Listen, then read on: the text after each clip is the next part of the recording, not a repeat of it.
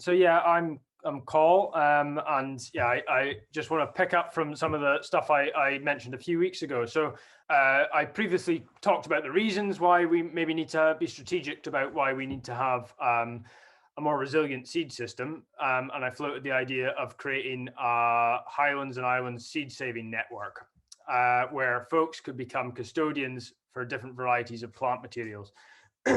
So here I'm going to briefly think about ways that we can actually turn this into something that is a functioning thing.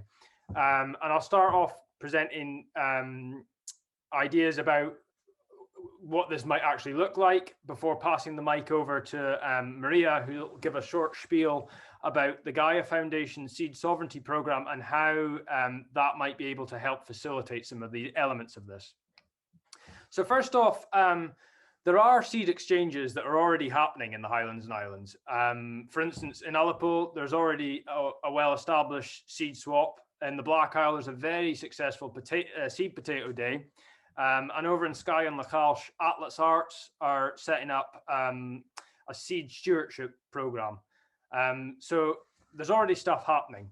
And if we think beyond the sort of regional boundaries, and look at Scotland as a whole, there's all sorts of things that are popping up, including seed saving groups in Edinburgh, in Murray, in Perthshire, and there's a seed library in Glasgow, and there may be more.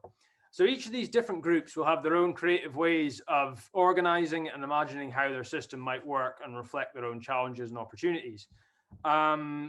And despite there being a need, in my opinion, for the Highlands and Islands to have a strong network of seeds that are available and uniquely suited to this part of the world, I don't think it's sensible to necessarily limit ourselves to just this specific region when we're talking about seeds.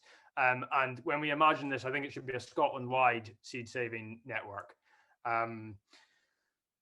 But yeah, so what would that network look like? So if we're going to imagine a seed saving network, I think it has to be thought about in a two-pronged approach.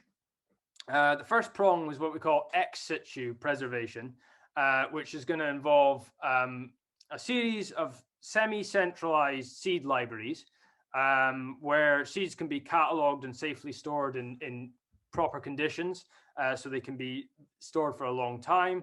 And from these places, folks are able to be able to request seeds from them.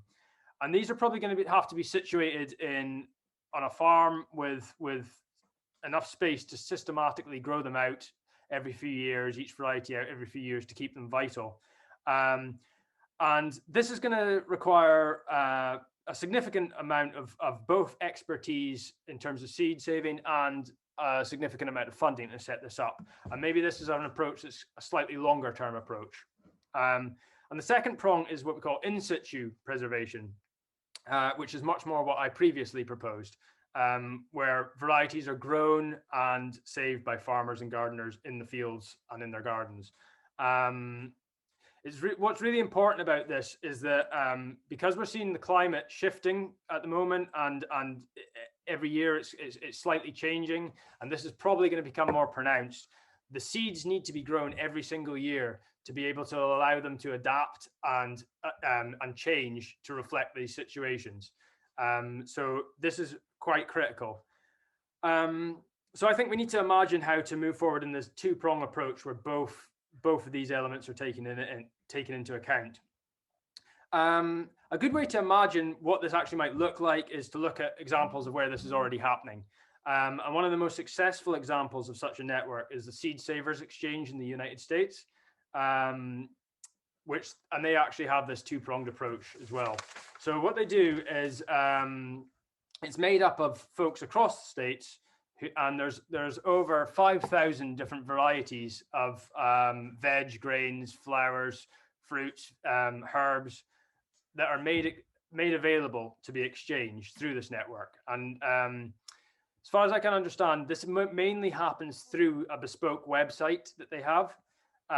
So if you're a custodian of a certain variety, you could offer the different seed that you have of this variety up through the website, and then the website would list all the information that you have, as well as the information about how to get in touch with you as a custodian. The website, the way it functions is it has a complete catalog of all the different varieties that are available through the network, and that's how you would access. That's your search interface. Is just it lists the varieties, and then you would click onto the page of that variety, and it would take you to the contact details or the way to get in touch with this person who's looking after those. The website has a built-in function to be able to pay online, either by PayPal or by card. But this is there specifically to cover the cost of post and packaging of the seed. Generally in the United States, it's about $4.50 per request.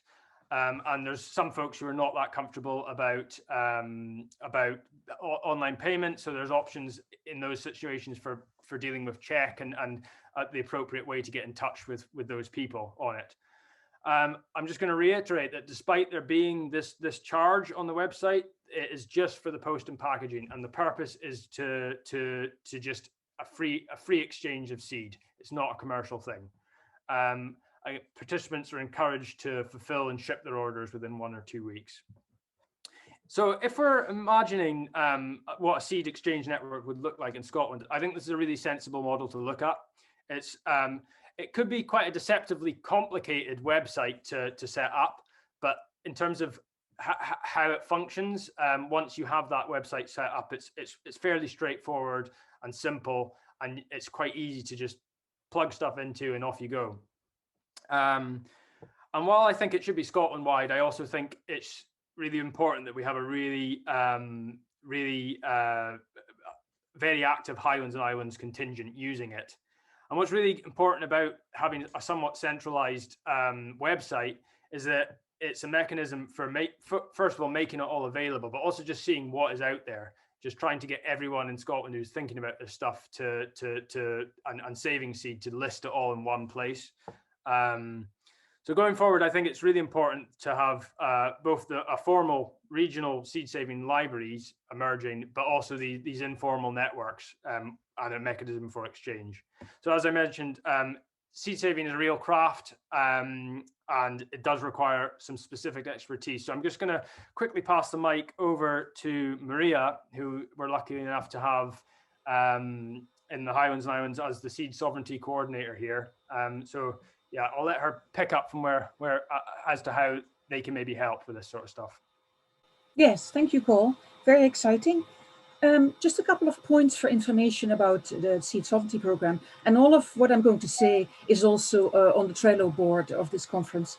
So the Seed Sovereignty Program is really about building a more resilient seed system in the UK for agroecology with a focus on open pollinated varieties. And the main focus of the program is about training, really bringing the seed saving skills back. And also networking is an important element as well. At the moment, we're running 2 introductory trainings. One is sold out, one will start in autumn. There will be an intermediate seed saving training starting in March. Do get in contact with my colleague, Richie, to get on that training. It's very important to bring those skills back. Because that will build the confidence to run these seed networks. In terms of mapping all the seed initiatives in Scotland, the Glasgow Seed Library is very active they have started mapping all of the initiatives throughout Scotland. And then there is a very good website with information about building a seed library, what kind of databases you could use. There's also a checklist, what you need before you start one. And that is called the Community Seed Academy. You can also apply for funding with them. They have it's a European-wide umbrella organization. They also, and there's a lot of resources about community seed libraries on that website. And last but not least, I forgot to put this important resource on the Trello board. It's the Growing Guide, Transition Black Isle Growing Guide, and there's an excellent chapter in here about seed saving. And also, I think, for the future, if there ever were a reprint, you could start building lists of seeds that are seed saved here in the area. So I will include that link and and send that on. But I think it's really fantastic that we have this resource so locally here, really with good information about growing here in the Highlands and Islands. Thank you. And for any questions, I think it's important to contact Richie. Richie Walsh, he's based in Glasgow, and he's running the trainings. The trainings are mainly about vegetable seed saving. There's also, of course, interest in heritage seed or heritage grains, and they have their own network around common grains. But yeah, thank you.